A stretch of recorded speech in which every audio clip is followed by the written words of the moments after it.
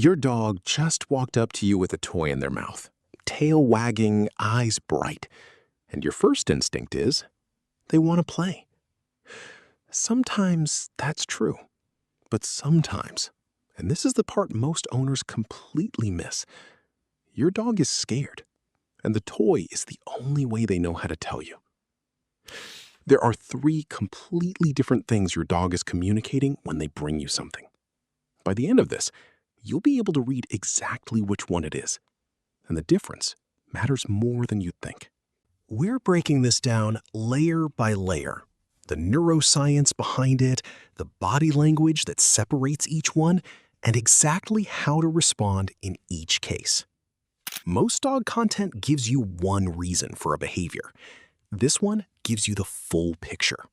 Stay with me. Layer 1. The excitement overwhelm. Let's start with the most common scenario. You've just walked through the front door. Before you've even set your bag down, your dog is already sprinting toward you. Toy in mouth, tail going in every direction, body barely holding itself together. Here's what's actually happening inside them in that moment. When you come home, your dog's arousal level spikes fast and hard. It's a flood, and a brain flooded with that much emotion needs somewhere to put it. Grabbing something in their mouth is a self-regulation strategy. It gives the nervous system a physical anchor while everything else is going haywire. When a dog clamps down on an object during high emotional arousal, it activates a calming feedback loop in the nervous system. The pressure and the focus give the brain something concrete to process while the emotional surge passes. It's the same reason some people fidget, squeeze a stress ball, or tap their fingers when they're excited or anxious.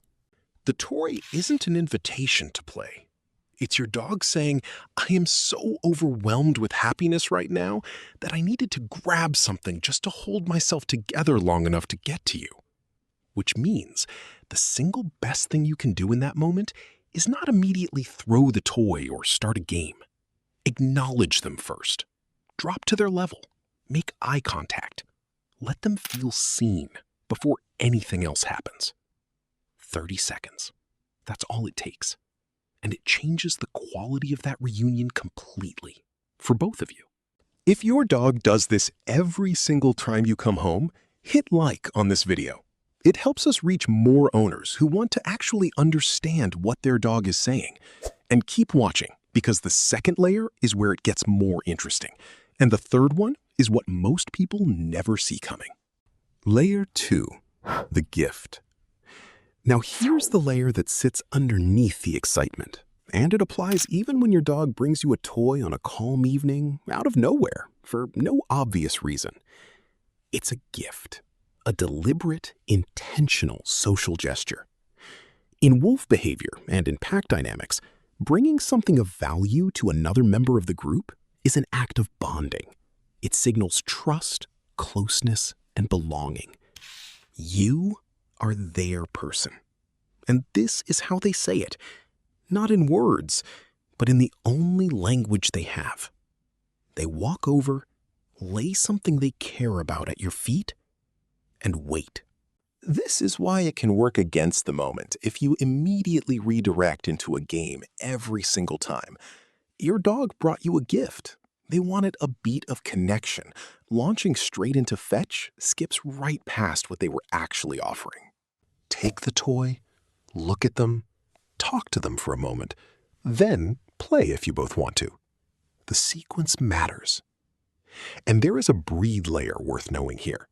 Shepherds, retrievers, spaniels, and working breeds were selectively bred to carry objects and present them to a human. That instinct is deep. For those dogs, the gift gesture isn't occasional. It's a core part of how they relate to the people they love. Honoring it matters to them in a way that compounds over time. Layer 3, the one most owners miss. And this is the one that matters most to get right. Some dogs bring a toy when they are not happy at all. They are anxious, uncertain, overwhelmed in a different direction entirely. Think about the scenarios. Guests arriving at the house, a thunderstorm building outside. the car keys coming off the hook before a vet visit. Your dog reads all of these before you've done anything. And in that moment of low-level dread, some dogs go and get their toy. The mechanism is the same as layer 1. The mouth pressure calms the nervous system. But the emotional source is stress, not joy. And if you read it as excitement and respond with high energy, you make it worse. You're adding stimulation to a dog who is already struggling to regulate. The body language is everything here. A dog in excited overwhelm has a loose, wiggly body. Weight forward, tail high and fast, soft eyes. A dog in anxious overwhelm carries the toy differently. The body is slightly stiff. The tail may be lower or held still. They might pace.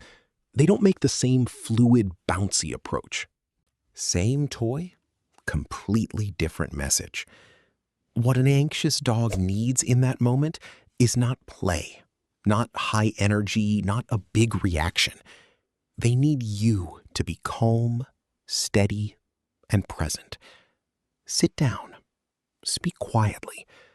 Let your body language tell them the thing their brain is struggling to believe, that everything is fine and you are here. If you've just recognized your dog in that third layer, the anxious version, share this video with someone who has a dog. Most owners have never been told there's a difference. And subscribe if you want what's coming next, because the follow-up to this covers the full body language system dogs use when they're stressed, and it is not what most people expect. Now let's discuss how to read it in real time. So you're standing there, dog in front of you, toy in mouth. Here's how to know which layer you're in. Check the body first. Loose and wiggly with a fast, high tail, that's excitement. Layer 1 or 2. Greet them, acknowledge them, let the moment land before anything else happens. Stiff, lower tail, wider eyes, pacing, that's anxiety. Layer 3. Slow everything down. Sit, become the calm they're looking for. And if it's a calm, unprompted delivery, no trigger, no arrival, just a quiet evening and your dog materializing beside you with something in their mouth, that's layer 2. That's the gift. That's your dog saying they're glad you exist. You don't need to do much. Just receive it. One more thing worth knowing. Dogs learn what works. If bringing a toy has consistently resulted in your full attention, you stop what you're doing, you look at them, you engage, they will bring you toys more often. The toy in your dog's mouth is almost never about the toy. It's a nervous system trying to hold itself together. It's a gift from someone who considers you theirs. Or it's a quiet signal that something feels wrong and they needed to get to you. 3 completely different things. Same behavior, same wagging tail, same bright eyes. The only difference is what's underneath it. Now, you know how to look. Drop in the comments, which version does your dog do? The excited one, the gift one, or the anxious one that you've only just recognized? I read every comment, and the answers there shape what we cover next. Subscribe if you want the follow-up.